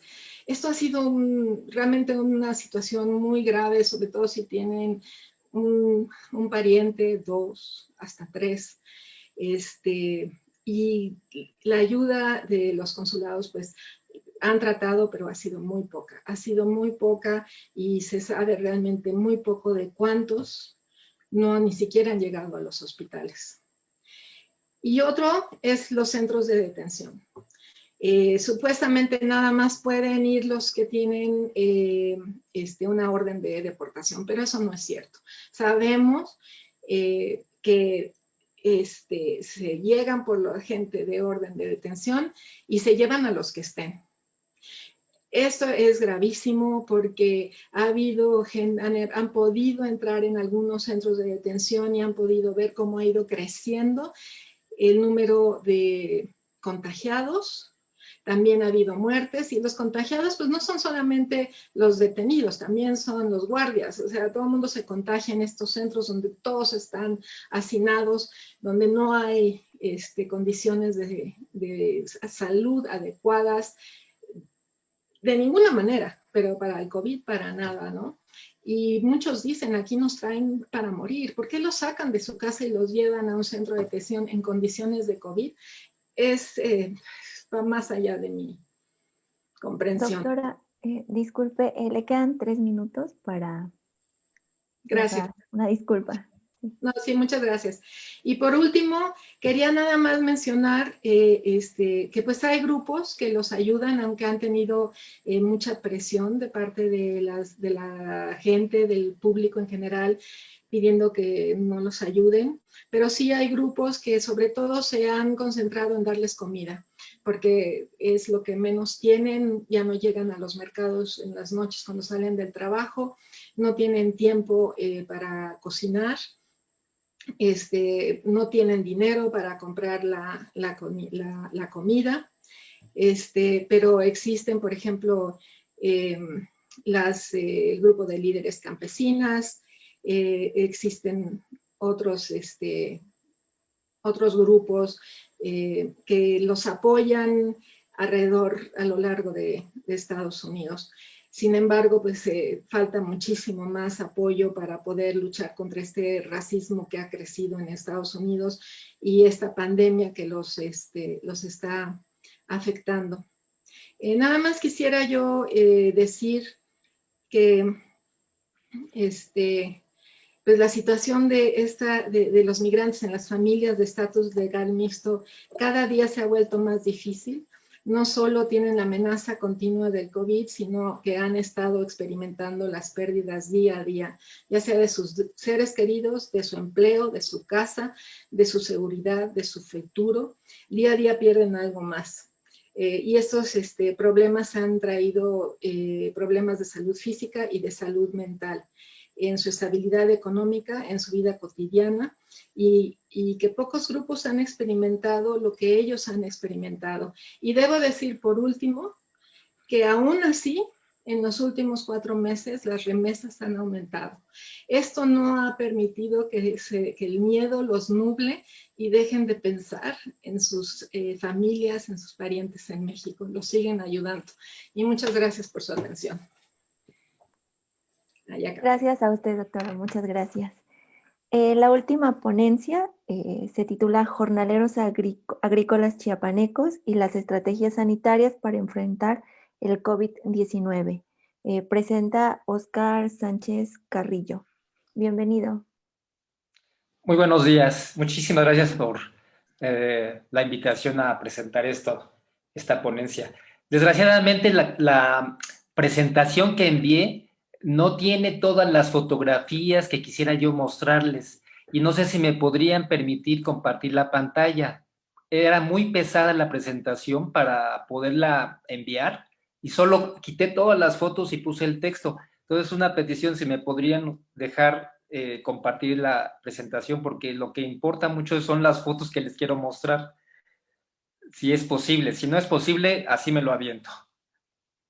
¿Qué dicen ustedes? ¿Qué me dice la moderadora? Sí, no es, ahorita, no, ¿es posible? Si no, no hay problema, ¿eh? O sea, yo tengo... Del equipo técnico, si nos pueden apoyar o dar alguna indicación. Si no es posible, no hay problema, ¿eh? O sea, yo... bueno, pues creo que no va a ser posible. La siguiente, por favor. Bueno, yo trabajo jornaleros agrícolas indígenas chiapanecos de dos grupos étnicos, choles y celtales, en la zona norte del estado de Chiapas. La pueden ustedes observar en la parte del norte del estado, donde dice zona norte. Y esa zona, junto con las llanuras de Palenque, constituyen lo que ahora se denomina distrito de salud. Antes, en la administración pasada de Peña Nieto, estos distritos era lo que corresponde a la Jurisdicción Sanitaria 6. Ahora hubo un cambio en la estructura administrativa y bueno, cada distrito, cada jurisdicción se convierte en un nuevo distrito. La zona está compuesta por 9 municipios, es una amplia zona montañosa y de valles. Como ustedes pueden ver, pues es 9 municipios que tienen una población total de casi 500,000 habitantes, o sea, representan más o menos el 10% de la población total del estado, que está actualmente en 5,217,000. Aunque el censo del INEGI que se aplicó o que debería haberse aplicado en los meses justo de la pandemia entre marzo y mayo, en esta zona se canceló, más bien se canceló en casi todo el estado, en todo el país, ¿no? Pero de por sí en esta zona norte, como hay un mosaico muy grande de comunidades autónomas zapatistas, ellos no van a dar información o no han dado información al INEGI desde el año 2000, básicamente desde el año 2000. La siguiente, por favor. Lo que quiero mostrarles en la siguiente diapositiva, si me hacen un favor, la siguiente diapositiva. ¿Sí me escucha la moderadora? Sí, lo escuchamos, pero... Le estoy cambiando, no sé si no se lo ok, ahí está. está. ¿Estoy en sistema de salud? Sí, ahí. Sí, ahí está bien. Lo que quiero que ustedes vean es la ubicación de esta zona y los puntos naranjas que son las localidades de todos los municipios. Como ustedes pueden ver, el distrito de salud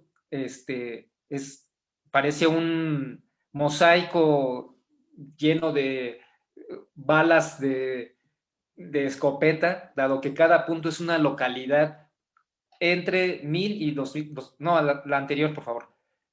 La anterior, por favor.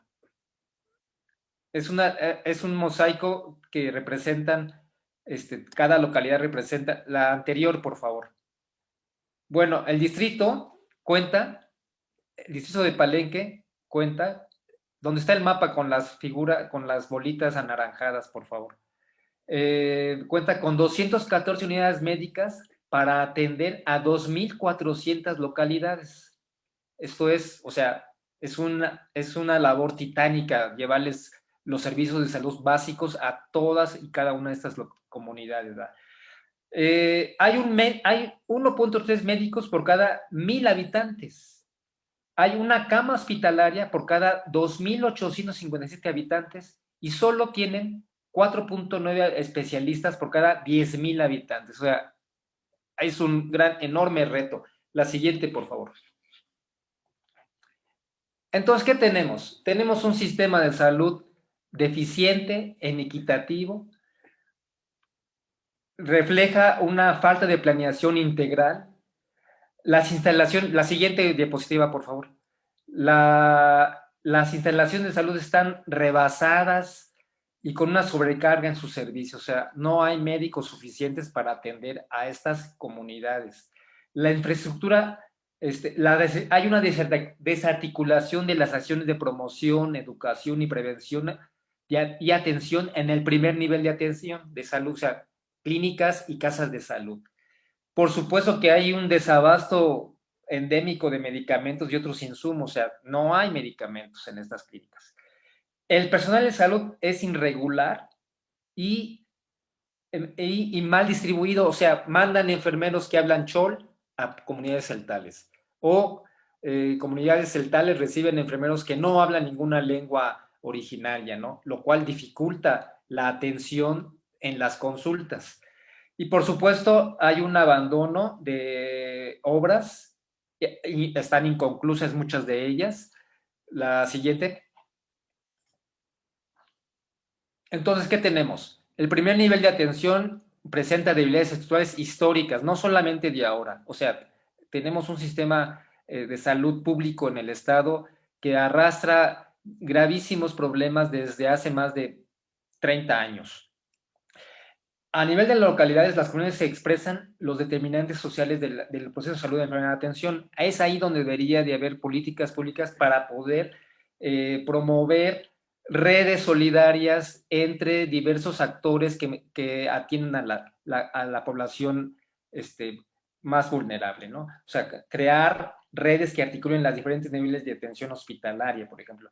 Tener una visión intercultural de la salud, como el uso de la lengua, las plantas medicinales, rescatar la partería tradicional y sobre todo el respeto a las expresiones culturales del proceso de salud, de atención y cuidado. Es ahí donde debería de enfocarse. Y bueno, lo que vemos es que hay un interés ahora por atender el primer nivel de atención a la salud. Siguiente, por favor. En cuanto a las comunidades indígenas y la COVID-19, ¿qué está pasando? Bueno, la información, si pueden poner la siguiente diapositiva para nuestro público. La información sobre COVID-19 de las Secretarías de Salud es que no hay acceso en las comunidades que tengan acceso a las manuales o la información que produce la Secretaría de Salud. Por otro lado, las comunidades indígenas funcionan a través de, básicamente, la comunicación entre ellos, a través del Facebook, del WhatsApp, y obviamente, a través de estos medios se está difundiendo una información totalmente falsa, anterior, sí, gracias.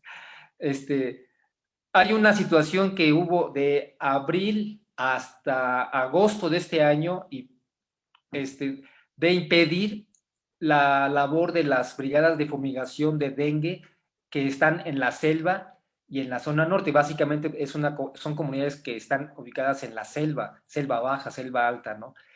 Entonces, bueno, ¿qué vemos? ¿Qué ha pasado entre abril y mayo? Pues han sido diferentes brotes de violencia en Yajalón, en Tila, en Sabanilla, en Chilón. O sea, manifestaciones muy locales donde la gente impide el trabajo de estas fumigaciones del dengue, y por lo tanto las brigadas pues ahora ya no quieren trabajar en las zonas rurales, ¿no? Por ejemplo, en Tila hay una escalada de violencia que se exacerbada desde junio y julio por estos brotes por esta infodemia que hay en las comunidades, ¿no? Igualmente lo vemos en Sabanilla y en otros municipios. Actualmente hay bloqueos constantes en las comunidades en Chiapas que impiden el libre flujo y el tránsito de mercancías y de personas. Ahora se están haciendo bloqueos básicamente porque familias que tuvieron un familiar fallecido por el COVID o presuntamente fallecido por el COVID están exigiendo apoyos al gobierno federal y estatal para a causa de la pérdida de estos familiares, ¿no? Entonces, ¿qué vemos en general? Que hay una desconfianza total en las instituciones de salud. La gente no acude a los centros de salud porque allí matan o mueren a la gente. Eso es lo que dice la gente.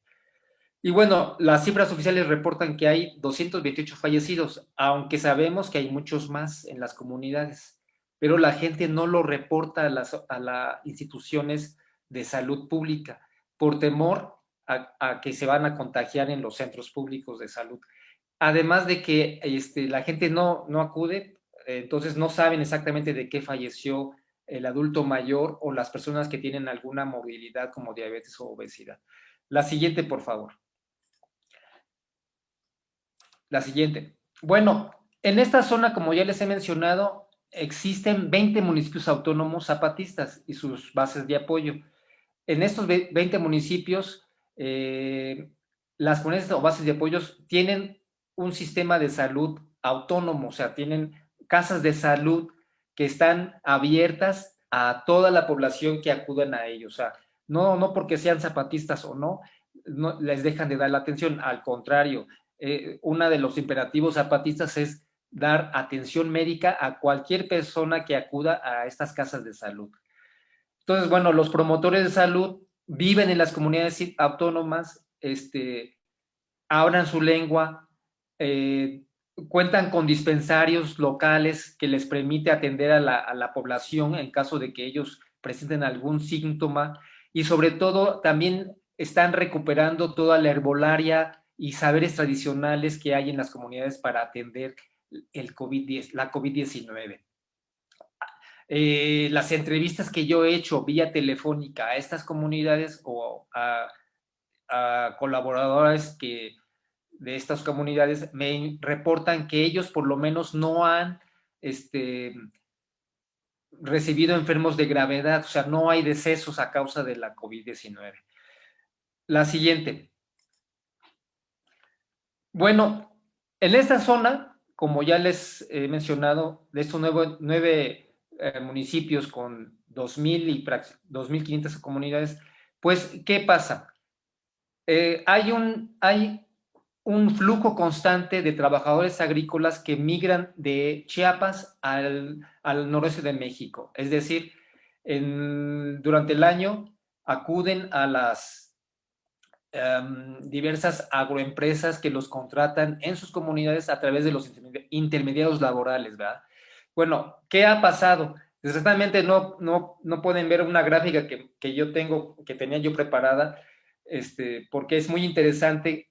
Hasta el mes de marzo, el INEGI todavía nos reporta en la encuesta nacional de ocupación y empleo un aumento exponencial de trabajadores subordinados agrícolas.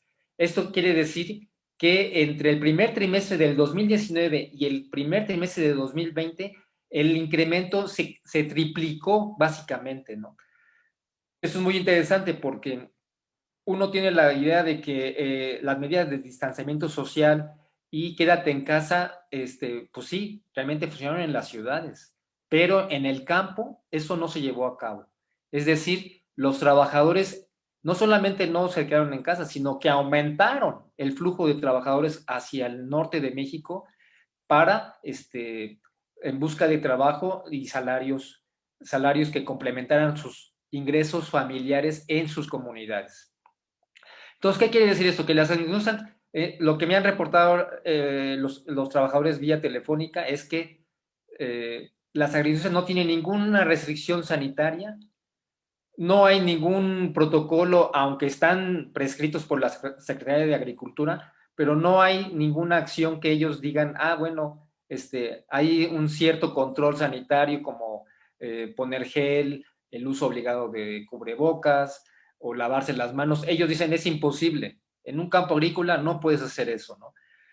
Entonces, los campos agrícolas no tienen filtros sanitarios, no tienen medidas de sana distancia y, por supuesto, no hay servicios de salud para todos los trabajadores agrícolas. Entonces, los comunidades agrícolas son una población eminentemente vulnerabilizada,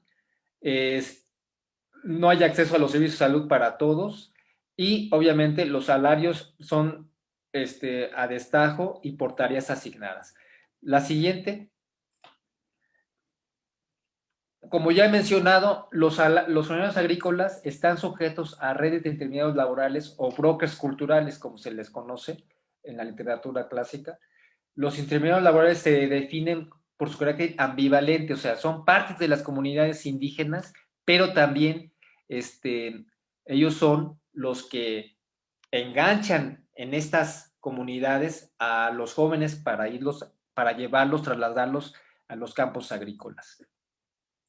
Algo que ha sucedido actualmente es que las asambleas comunitarias exigen el retorno de los jóvenes que son contratados por las agroempresas y sobre todo exigen a los intermediarios laborales que si se llevan jóvenes sanos, ellos deben de regresarlos a sus comunidades sanos, ¿no?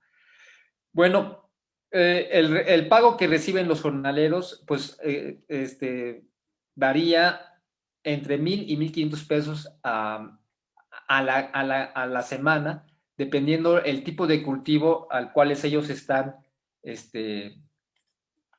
enganchados o contratados.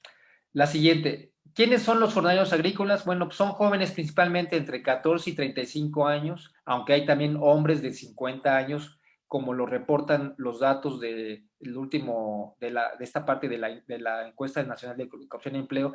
Han aumentado los hombres de más de 40 años. Las empresas, entonces, son un conjunto heterogéneo que actúan en el territorio en Chiapas a través de los intermediarios laborales. Se calcula que hay más de 40 empresas que contratan a estos jóvenes jornaleros. La siguiente, por favor.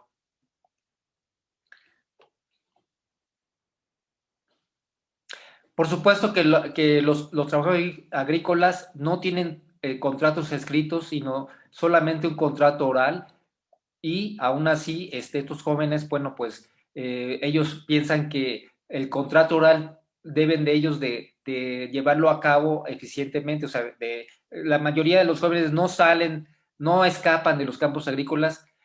También lo que indican es que en los campos agrícolas, una vez que llegan los jóvenes jornaleros, no pueden salir fácilmente porque están ubicados en el desierto, prácticamente fuera de las urbes. Entonces, esa es una ventaja de ellos, como dicen. Dice, pues sí, sabemos que hay enfermos en las ciudades, pero sin embargo, no hay, casi no van a las ciudades, excepto una vez a la quincena para cobrar sus salarios.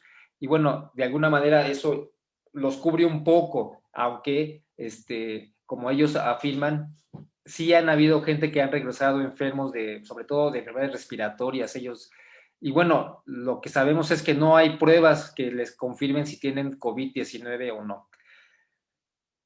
Por supuesto, no hay ningún sindicato en la región, en Chiapas o en Sonora, que proteja los derechos humanos y laborales de ellos. La siguiente, por favor. La siguiente.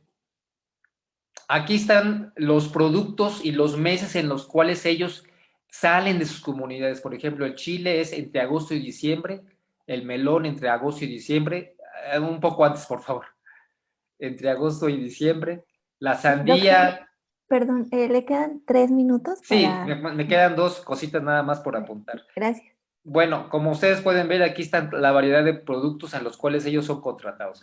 La siguiente. La siguiente, ya mencioné aquí a manera de conclusiones, por favor, la última diapositiva. Exactamente aquí. Bueno, la pandemia de coronavirus causante del COVID se sigue expandiendo en las comunidades rurales sin control. No sabemos hasta dónde va a haber estos efectos, cuáles van a ser los efectos. Sin embargo, bueno, lo que estamos tratando de hacer es hacer entrevistas vía telefónica para poder saber qué está sucediendo en las comunidades. Indudablemente que los efectos del virus en diversos ámbitos de la vida comunitaria aún no son mensurables, ¿no? En los próximos meses se tendrá mayor certeza de los efectos, Viene la temporada de influenza en los meses de diciembre y enero en Chiapas. Los migrantes temporales retornan en los meses de diciembre y enero y salen descubiertos nuevamente en enero y principios de febrero. La tendencia, como estamos viendo ahora, es que los flujos se van a incrementar al sur, del sur al norte, y por último, observamos que no hay una política pública enfocada hacia ese sector de población jornalera. Con gusto puedo responder las preguntas si hay. Muchas gracias. Gracias, doctor. Muchas Muchísimas gracias. gracias a todas y todos nuestros ponentes y también a quienes se han mantenido en la sala. Han llegado varias preguntas para todas las presentaciones. Sin embargo, por cuestiones de tiempo, como siempre, dado que tenemos que pasar a la conferencia magistral, me va a permitir leer algunas muy breves para tomar quizá unos 5 o 6 minutitos. Hay una pregunta muy interesante que creo que podrían responder nuestros participantes. Comentan, para las y los ponentes, quisiera saber cuáles son los principales retos metodológicos al hacer investigación en tiempos de pandemia. Pregunta similar igual le hacen de manera específica al doctor Oscar, que cuáles son los retos metodológicos que presentó al recabar datos para su investigación. Entonces quizá Si quieren, puedo iniciar yo y le doy la palabra a mis colegas ponentes. Bueno, ahorita lo que estoy haciendo es hacer una etnografía digital, siguiendo todas las notas periodísticas de los periódicos locales de Palenque y Ajalón, que aunque no son muchos, pero sí nos muestran una tendencia. Y sobre todo hacer entrevistas vía telefónica a través del celular. O sea, la fortuna que tengo es que en el momento del trabajo de campo que hice entre enero y marzo, cuando se cerró la universidad y nos pidieron regresar, no hacer trabajo de campo, recabé los números de teléfonos de un conjunto de jóvenes y a través de grupos de WhatsApp he estado haciendo entrevistas con estos pequeños grupos de jóvenes. Entonces, bueno, parece ser que la situación ahora, estamos en semáforo amarillo en Chiapas, lo cual indica que probablemente se puede abrir un poquito, pero ahorita empiezan a haber rebrotes en las ciudades principales de Tuxtla, Palenque y San Cristóbal, precisamente donde yo me encuentro, en San Cristóbal, pero no así en las comunidades rurales. Entonces, bueno, pues es una ventaja y bueno, hay que rehacerse a uno mismo como investigador, tratando de encontrar los canales de comunicación que tenemos con nuestros colaboradores en las comunidades. Y sobre todo, bueno, buscar en las páginas del gobierno federal, en el INEGI, las estadísticas más actualizadas, ¿no? Eso es lo que yo podría responder al respecto. Sí, gracias. Doctor. Yo coincido con el profesor Oscar, creo que el reto metodológico, y fue importante, logramos tener voces usando el WhatsApp, usando el teléfono. Creo que ahí tuvimos una oportunidad y eso nos ayudó incluso a trascender regiones que no necesariamente fueran los que estamos acá, porque a veces tenemos dificultades de recursos. Y hoy los medios tecnológicos nos ayudaron a traspasar esas barreras de lugar.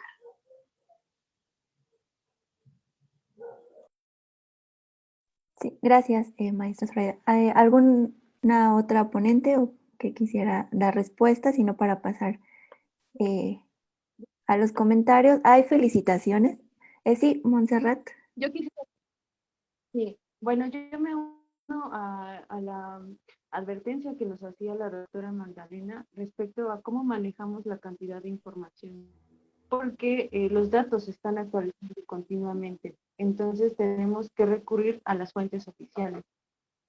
También otra parte tiene que ver con que la mirada debe de ser multidisciplinaria. El COVID es un fenómeno muy amplio que afecta varias partes de la misma sociedad. Entonces la mirada debe ser multidisciplinaria y lo tercero, pero no menos importante, la parte ética. ¿Con qué sentido o para qué quiero investigar el COVID? Sobre todo respecto a fenómenos que tienen que ver con la muerte o la despedida, porque ha sido muy triste, pero muchas veces las familias no tenemos la oportunidad de despedirnos de nuestro ser querido de nuestro ser allegado, los rituales han cambiado.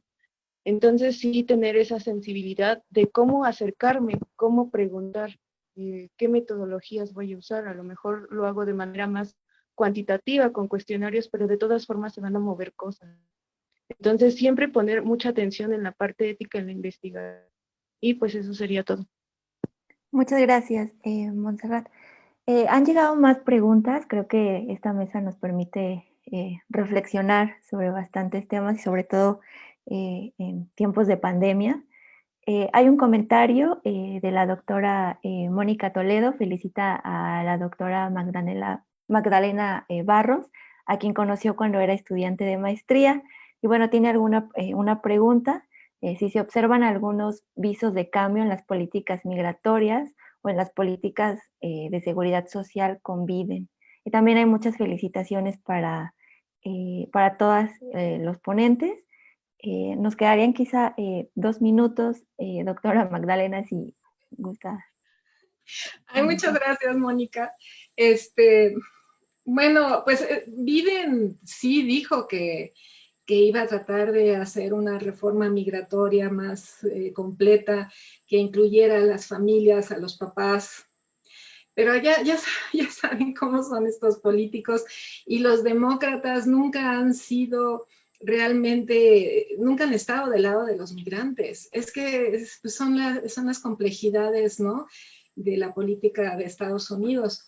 Lo que yo esperaría es sí, que no parece ser un hombre racista. Yo esperaría una disminución total de tanta discriminación y racismo, por lo menos en el discurso, en el lenguaje y en la implementación de las políticas, y en cómo ICE está siendo manejado, ¿no? Porque Trump, si gana Trump, va a ser mucho peor. Entonces sí creo, pero una reforma migratoria, híjole, la ofreció Obama y no la hizo. Ahora, pues, este hombre, quién sabe si la vaya a hacer, pero espero que por lo menos con los DACA sí pase. Y estamos viendo que el Senado está, porque ahora va al Senado. Entonces, a lo mejor esa sí pasa y sí les dan la ciudadanía o el camino hacia la ciudadanía. Entonces, yo creo que sí va a haber cambios, definitivamente sí va a haber cambios si gana Biden. Esperemos. Pero está re loco ese sistema electoral de Estados Unidos. Sí, muchas gracias, doctora. Muchísimas gracias, de verdad, a todos. Y muy interesante la mesa de las reflexiones. Les vamos a pedir que permanezcan en la sala. Ahorita el equipo técnico nos mueve a todos a la general para poder escuchar la conferencia magistral Solidaridades y conflictos en las familias mexicanas, impartida por la doctora Sonia Frías. Y bueno, posteriormente serán las palabras de clausura, en las cuales también pues están todas y todos invitados. Muchísimas gracias.